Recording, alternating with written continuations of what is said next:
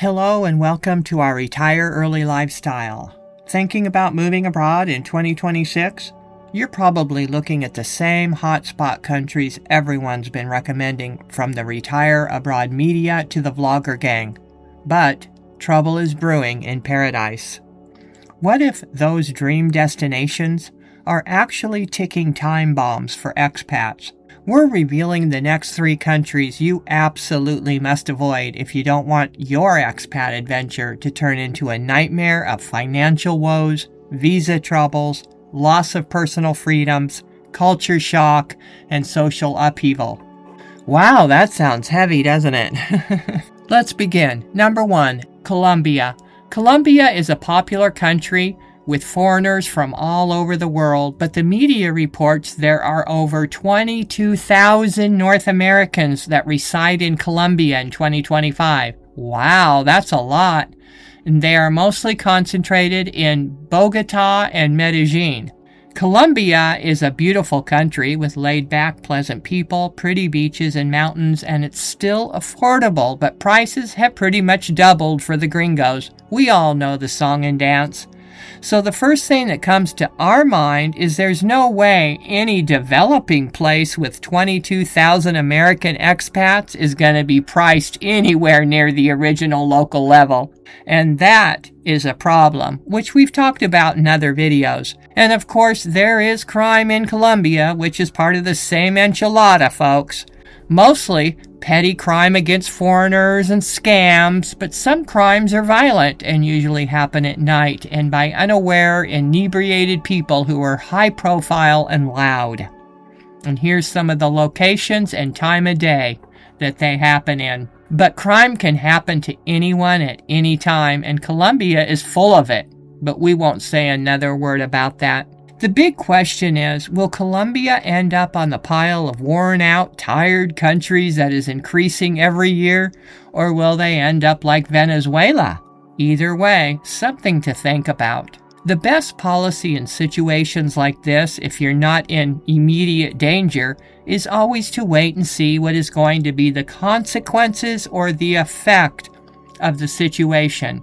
The public is not being told everything. They're only showing what they want us to see and know. Strategies and next moves are never revealed to the public, and for good reason. And just for the record, it looks like, or it appears like, Colombia could be next in line, and we're only telling you this because there are thousands of expats living there that might want to prepare and leave the capital, which is Bogota.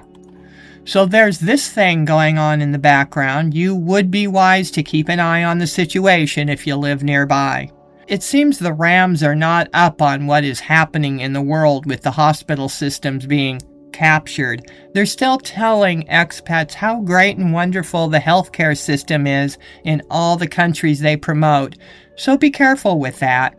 We get a lot of negative comments coming in all the time about expats and the healthcare worldwide. Colombia's hospital system, like all of them, is facing a severe crisis, with many hospitals shutting down essential services due to funding shortfalls and worker shortages. The situation has led to overcrowded emergency rooms and long wait times for patients, threatening the overall stability of healthcare in the country.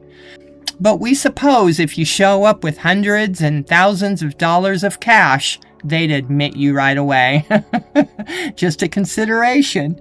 It's fairly easy to understand that anybody can buy almost anything, meaning as long as you're willing to open your wallet, there will always be a situation to accommodate you.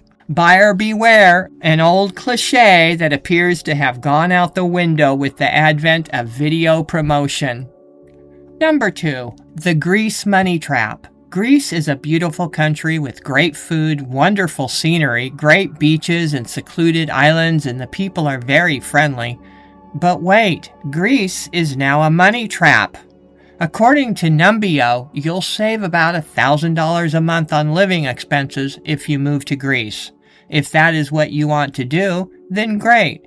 But if you're going to Greece because you're being told it's the next best thing since sliced bread and honey, that's different. We actually understand financial arbitrage. It's a real thing where people from Western countries move to cheaper countries so they can survive and thrive. But is the savings really worth the costs? The move abroad dream you see in Europe is overrated. In fact, it's a 2010 fantasy. We're now in 2026, folks. Greece used to be cheap, not anymore. And today we see Greece as an expat money trap. Have you seen the high cost of renting on the islands? Who should we thank for these rising rent prices? The foreign investors who participate in the Golden Visa scheme?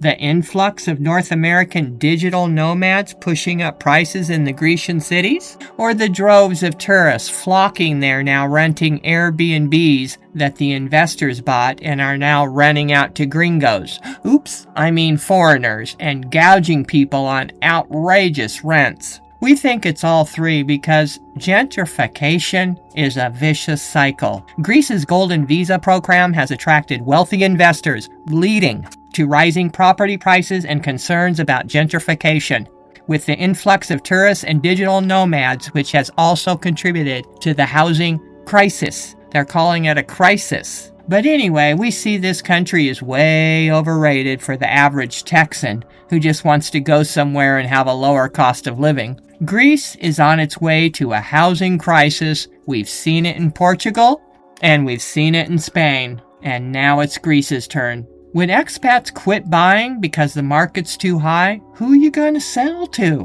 When expats quit renting Airbnbs because they stopped traveling and moving to EU countries, who are you going to rent your expensive apartment to? People don't get it, but the Golden Visa is fulfilling the government's coffers, and once that's done, they raise the investment from $250,000 to $500,000, then $1 million, and, even more. We've seen it. That's what they do. All the working citizens become displaced and resentful and hate foreigners. And then only after all that happens in sequence will they end the Golden Visa for property investment. And you'll be left holding the bag. Greece is beginning to get frothy right now, but soon she'll be bubbling over, and that is when they will end the Golden Visa. This will most likely happen in the next year or two in Greece. Just follow the patterns, folks. Only those who first got in actually make a good return on their investment, and many people are soon figuring that out. And wait, you also don't want to have a medical emergency in Greece either. Greece's hospital system is facing a severe crisis due to overcrowding, staff shortages, and deteriorating infrastructure. Patients are often waiting for days in emergency departments due to a lack of available beds. Are you awake to this worldwide healthcare and hospital system capture yet? Oh, and one more thing you should know before we move on to the next country. Moving on to our last country, number 3, the Canadian exodus. In the last 3 years, Canada has reported approximately 430,000 Canadians emigrating from the country. That's quite a few Canadians leaving, and they're still exiting, and some are actually locking the door behind them. This type of emigration has not been seen since 1967. So why should we care that Canadians are fleeing Canada? Well, apparently, according to the media, Canada is also a top country that people are moving to. But when we see this kind of exodus, it's telling you something. When Canadians flee their own country, it's for very good reason. Let's talk about a few sentiments from Canadians who want to flee or have already fled from Canada that are from our YouTube channel under various videos. If you move back home, you'll have to pay the higher tax rates, the higher cost of living, and have to deal with all kinds of terrible health care. For this group of people, moving back home is never an option, and that's the group I'm in. But then again, I'm not an American, I'm a Canadian. So when I move and declare non-residency when I leave, I no longer have to file income taxes or pay them in Canada ever again, as long as I don't move back there. So some Canadians have this huge tax incentive to stay out of their own country. Well, all right, maybe they're not the ones going back home. Okay, so we made a video called The Best Places Not to Retire Abroad in 2026, and somebody commented and said, "You need to include Canada. Our Prime Minister wants to join the EU." Well, Canada wants to join the globalist club. Does not surprise us in the least. That's the number one reason to not move to Canada right there. Canada hasn't joined the EU yet, but they're talking about it and enjoying strengthened relationship with the club members. Canada announces new strengthened partnership with the EU. And the next commenter said, "You're going to have an influx of Canadians moving to the US soon, especially the young people. It is really bad in Canada at the moment." Well, that's not looking too good, is it, folks? And another commenter said, "I was looking at all sorts of places on many of your lists since 2017 and doing the research, especially since it got real draconian and continues down that path up here in Canada. The political situation continues to get worse. Come to Canada, it's super cheap here," said another commenter. Obviously, they're being facetious here. Canada is not at all cheap. It's on par with the US now, and the housing market has skyrocketed. I mean, who wants to buy a $250,000 house for $500,000? That is certainly a pressure point. The housing market is out of reach for young folks, barely able to survive in their own country. So, anyway, we just wanted to show you some of the thoughts from Canadians and why they are leaving. So, it's the political landscape and it's too expensive being the main reasons Canadians are leaving. But here's the thing, when inflation and prices keep creeping up as they have done over the years and your income isn't growing to match the increase in prices and inflation, people can't eke out a living anymore and feel like they are losing the Canadian dream. We see this sentiment in the US as well. It's nothing new. If Canadians can't have their Canadian dream in Canada, they'll find it abroad. But the whole idea of retiring abroad is based on the wrong premise to begin with, and that's the problem. The premise of downgrading one country and uplifting another country as a means to get people to buy the new country is an oxymoron that is not necessarily evident to many people, thanks to the principle of out of sight, out of mind. That just means people only know what they're being told about these places. And many people soon find that out on their own after they move abroad and experience life for themselves. If you move back home, you'll have to pay the higher tax rates, the higher cost of living, and have to deal with all kinds of terrible health care. Could it be the healthcare system actually collapsed in Canada because healthcare workers have decided on moral codes instead of incentives? Just a thought. What is a doctor's or nurse's moral code anyway? Isn't it to heal and do no harm? Canada's hospital system is facing significant challenges, including emergency room closures, staffing shortages, and long wait times for surgeries, leading to a crisis in healthcare access. We actually see healthcare systems breaking down worldwide after the 2020 debacle. France's hospital system is currently facing a severe crisis due to chronic staff shortages, increasing patient demands, and lack of resources, leading to significant strain on emergency services and overall healthcare quality. Asia's having a healthcare collapse. Look at this. Thailand's healthcare system on the brink of collapse. Thailand's healthcare system on the verge of collapse. New Zealand, many hospitals in New Zealand, including Gisborne Hospital, one of the biggest, best, nicest hospitals over there, is facing significant challenges post-pandemic with issues like understaffing, underfunding, and overcrowding, leading to a crisis in services. Australia's hospital system is facing significant challenges post-pandemic, including staff burnout. Here we go again, staff burnout, increased wait times, and a shortage of healthcare workers.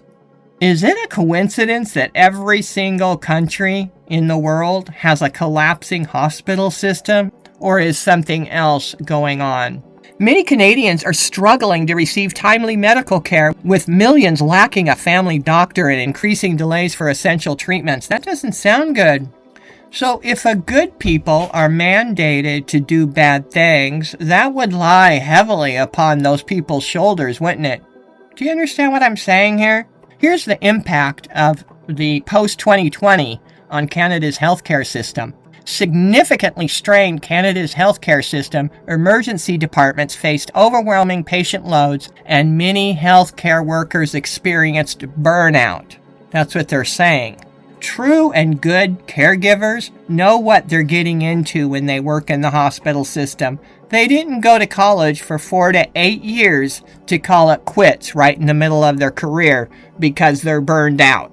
Okay? That just doesn't happen. In a nutshell, burnout just means they don't want to work for a shady hospital system any longer. This is the reason for bringing in foreign healthcare workers so as to replace Canadians in that field who have objected. So, immigration is increasingly seen as a solution to fill the gaps in the labor market because of the aging population and the declining birth rates. The reports continuously say the same thing over and over again. The labor shortages in Canada are due to an aging population unless young people have babies. And if they keep saying this lie long enough, people actually start falling for the lie. Here we are on Statista, showing the elderly population by country in 2025. And according to Statista, most of Canada is well below having a large aging population. We're also wondering how many healthcare workers have actually been fired. Many healthcare workers are being laid off from hospital systems worldwide due to financial pressures, operational challenges, and cuts in federal funding. In 2025, numerous hospitals announced workforce reductions impacting thousands of employees across various roles. Oh my, what we're uncovering today. This is why we got out of the healthcare system 40 years ago and never looked back. Just to say, we saw it coming and got out of it. And now we're seeing that during the disaster of 2020, it exposed itself and has never gone away. That's what we're dealing with in many countries of the world right now. It's all part of the 2030 Sustainability Agenda program. Remember, Canada is working closely with the EU, establishing friendly relations. Canada has been captured. So that's all for this informational reality show today. We hope this finds you all healthy, happy, and safe in 2026. Take care, and bye-bye.